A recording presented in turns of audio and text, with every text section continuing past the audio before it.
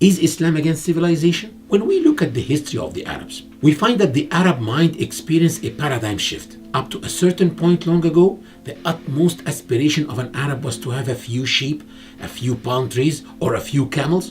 But we suddenly find him in the year 650 AD translating hieroglyphic symbols detailing chemical equations from ancient Egyptian drawings, about 10 years after the conquest of Egypt. This means that 1200 years before the discovery of the Rosetta Stone, Arabs had already started deciphering some hieroglyphic symbols, especially in relation to science. In the year 754 AD, the first apothecary for dispensing medicines was opened in Baghdad. This meant that medications were no longer acquired from herb vendors or lay medicine men. It was the equivalent of a modern-day pharmacy where a person went with a prescription, got the prescribed medicine, and paid for it. In the year 763 AD, what was known as Baytul Hikmah or House of Wisdom was established in Baghdad during the rule of the Abbasid Caliph Harun al-Rashid. It held tens of thousands of translated books. These books had been translated from books and manuscripts that were written in Chinese and Greek, amongst many other languages. And the reason for this huge translation movement was that this caliph had encouraged the translation of books from other languages and had proclaimed that anyone who translated a book would receive the equivalent of that book's weight in gold.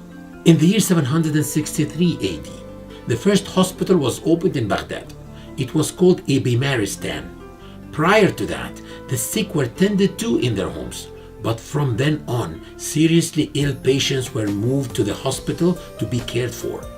So the concept of hospitals actually started with the Arabs in the year 763. In the year 780 AD, a man called Jabir ibn Hayyan, known in scientific Latin books as Geber, who is also known as the father of chemistry, invented around 20 laboratory instruments. The word chemistry, by the way, comes from the Old English word alchemy, which in turn comes from the Arabic word alchemia. At that time, they used to take Arabic words and add them to their languages because Arabic at that time was the language of science. Nowadays, we take English words such as television and internet and use them in our language because English is now the language of science. But back then, Arabic was the language of science. So anyone who wanted to become educated had to learn Arabic. Just like nowadays, there are many subjects that one cannot learn without first learning Western languages, and in particular English. Al-Khwarizmi, known in Latin as algorithm,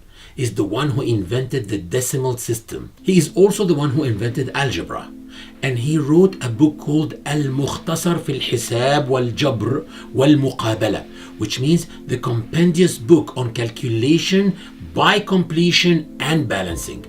I can assure you that without the zero invented by Al-Khwarizmi or algorithm, we would not have today any computers, laptops, or digital instruments. In 796 AD, Al-Fazari invented the astrolabe. This is an instrument that can locate directions, can locate stars, and can function as a clock. I want to point out that at that time, half of the population of Europe was still idol worshippers. All of Eastern Europe, including countries like Hungary and Romania, were still pagans, while Arabs were accomplishing all these feats. During the 9th century, mental patients in Europe were thought to be possessed by the devil and were therefore burned alive. Meanwhile, in Egypt, the first psychiatric hospital was established and patients were treated there with the Quran, with music, and with sedatives. Ironically, nowadays, it is people in Arab countries who believe that mental patients are possessed by the devil or by jinn and such things. The first turbine that produced hydraulic energy was invented by Arabs in the year 850 AD. In 859, Princess Fatima al-Fihri established a university called the University of Al-Qarawiyyin in Fas, Morocco. This was the first university that gave degrees to its students. Prior to that, students even in Arab and Islamic countries attended universities in order to attend lectures and circles and gain knowledge. But in this university, for the first time, education became regulated and the concept of university degrees that followed a tiered system was introduced. Around 864 AD, Abu Bakr al-Razi wrote tens of volumes on medicine, chemistry, and physics. His books were translated to many European languages, most importantly to Latin, and during the Renaissance, the Europeans depended on the works of that great scientist. In 875 AD, 𝒂𝒂𝒅𝒊 𝒂𝒂𝒂𝒏 succeeded in flying a considerable distance in a flying contraption he had invented. He eventually went down, probably because his contraption had only wings but no tail.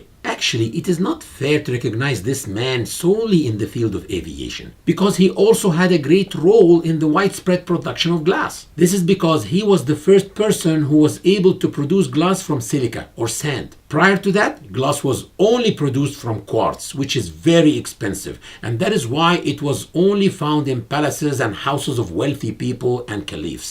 But because of 𒂂💂💄 💂💂💂 glass became widely available and commoners were able to acquire it. In 925, Al-Razi described in his book Al-Asrar, or The Secrets, the method of oil refinement, and he was able to extract kerosene from oil and started its use as fuel for lanterns. In 930, in Baghdad, the first grid for drawing of maps was invented. This enabled drawing of maps to scale, similar to graph paper nowadays. In 964, Abdul Rahman al-Sufi wrote a book called ال-كواكب الثابتة, or the Book of Fixed Stars. In it, he described many stars that were yet unknown, and the names he gave them are used to this day. He described the magnitude or brightness of each of these stars, and he corrected some of the mistakes that had been made by Ptolemy. He also discovered two star clusters, now known as the Large and Small Magellanic Clouds. Later on, these were discovered to be galaxies. In the year 1010 AD, عمار بن علي الموصلي wrote a book called المنتخب في أمراض العين, which means the compilation of eye diseases. In it, he detailed 6 different eye operations, and he was the first one to enable the treatment of cataract. Before that, anyone with cataract was doomed to blindness, but he was able to invent the injection syringe, a hollow needle through which opaque lens material could be evacuated from the eye in order to restore vision. In the year 1030 AD, Ibn Khalaf al-Muradi wrote a unique technological manuscript called كتاب الأسرار في نتائج الأفكار, which means the book of secrets in the results of thoughts. In it, he described 30 kinds of mechanical devices and gears. Going back to the year 1010, we find the great physicist called Al-Bayruni, who wrote the book called صحيح الطول والعرض لمساكن المعمور من الأرض, which means the determination of coordinates of positions for the correction of distances between cities. This is a geography book in which he used the principles of trigonometry to determine the longitudes and latitudes on Earth with great precision, and his calculations remained in use for more than 600 years. He was also the first scientist to discover that light had a speed which could be calculated, and that this speed was faster than the speed of sound. In the year 1021, Ibn al-Haytham wrote a book called Al-Manazir, which means the book of optics, in which he described his experiments using mirrors and observing the results of reflection and refraction of light. Through his experiments, he was able to reach crucial facts about light rays that remain important to this day, and his discoveries form the principle behind the pinhole camera, or the camera obscura. Al-Zahrawi is called the father of modern surgery. This man invented around 200 surgical instruments, many of which are still in use to this day. He was the first man to invent a firm kind of plaster for immobilization of fractures, as well as plaster lined with cotton. He also invented oral anesthetics and inhaled anesthetics, as well as the anesthetic sponge. He wrote a whole medical encyclopedia of 30 volumes. It was called 𝒑دبر, or the method of medicine, and was required reading for medical students for more than 600 years, together with volumes of another medical encyclopedia written by another notable Arab scientists, namely Ibn Sina, for example. Ibn Sina is well known in the field of philosophy, but I also like to mention him in the context of medicine. The first of these is called Al-Qanun fi al-Tibb, or the Canon of Medicine. Incidentally, once in the United States, I was approached by a man who said, "You people are really violent. Even your scientists are violent."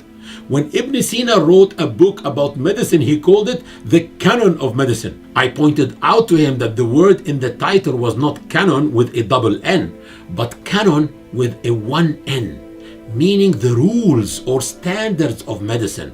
The word to canonize or standardize is taken from the Arabic word al-qanun.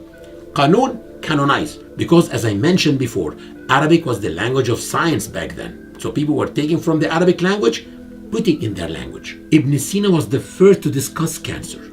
He also described many physiological ailments in the book. Next we come to a great scientist called Ibn al-Jazari. He is considered one of the greatest scientists across history. In fact, he is considered one of the greatest inventors and probably the greatest engineer of all time. He wrote a book called الجامع بين العلم والعمل النافع في صناعة الحيل, which means the book of knowledge of ingenious mechanical devices. In it, he described more than 50 inventions, including mechanical clocks and an elephant clock. This man was the first person to lay the principle of the crankshaft, and he can be considered the inventor of the very first robot. Now we come to the crucial question. What was the cause of this paradigm shift I talked about earlier? What caused the Arab to change from someone whose greatest aspiration was to own a few palm trees or camels to someone who produced all of these inventions and amazed the whole world in such a way? Well, the answer is a book called the Holy Quran. When it descended upon Muhammad, a book whose very first word was اقرأ, meaning read. The verb to read is actually a transitive verb, which takes an object. When we are told by someone to read, we expect to be told what to read. Is it to read the Quran, or to read a book, or a magazine, or what? But these verses merely command us to read. The very first verses that descended say, read in the name of your Lord, who created man out of a mere clot of congealed blood. Read, and your Lord is the most bountiful. He who taught by the pen, taught man that which he knew not. Imagine what it was like for an Arab to be suddenly exposed to the command to read, repeated 2 times in succession. The verses also mention the pen. What a pen! There must have been entire cities in the Arab Peninsula back then that did not even have a single pen. This what caused the paradigm shift in the Arab mind itself. The turning point was that the reason behind the creation of the entire universe was revealed. In Surah At-Talaq, there is a verse that explains just that. It says, Allah it is who created the 7 firmaments, and of the earth a similar number. Through the midst of them all descends his command, that you may know that Allah has full knowledge and is well acquainted. In other words, God created this magnificent universe so that we may know, so that we may seek knowledge and understand all about this creation. So how long is one required to seek knowledge? For how many years? Well, the Prophet, peace be upon him, urged us to read a certain surah every single week. And that is Surah Al-Kahf, or the cave. Why is that? Is it for the blessings that it will confer upon us? I really don't think so, because all of the Quran is a source of blessings for its reader. So if it were a matter of blessings, then the Prophet would have just told us to read any surah every week. But the fact that he specified Surah Al-Kahf means that this particular surah or chapter contains certain concepts that need to be revived in the mind of a Muslim at least once a week. One of these concepts is present in the conversation between Prophet Moses and his aide, which is narrated in Surah Al-Kahf. He says to him that he will not stop walking until he reaches the junction of the 2 seas, even if he has to keep walking for tens of years. Why does he say that? Well, there's a saying by the Prophet, peace be upon him, which is narrated by 𝒂𝒂𝒅𝒊𝒔𝒂𝒏 that explains the story. Prophet Moses stood up once and gave a speech among the children of Israel. So they asked him, who is the most knowledgeable person of all? He answered, it is I. He probably said that because being the prophet of that era and being one of the resilient messengers of God, he truly believed that he was the most knowledgeable. But God reprimanded him for not saying that only God knew the answer to that question.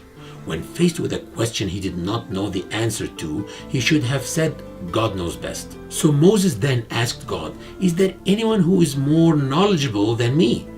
And God answered him, that indeed there was a more knowledgeable man. He asked him who he was, and God answered him that it was a man who lived at the junction between the two seas. So Moses next asked God how he could reach such a man. Why do you think Moses wanted to reach that man? Was it because he wanted to kill him so that he can become the most knowledgeable person of all? Of course not. It was to seek knowledge. It was so that he can learn from him. Prophet Moses was ready to walk for tens of years just to meet a man who was more knowledgeable than him in order to learn from him. So it is the Quran that caused the paradigm shift I spoke about.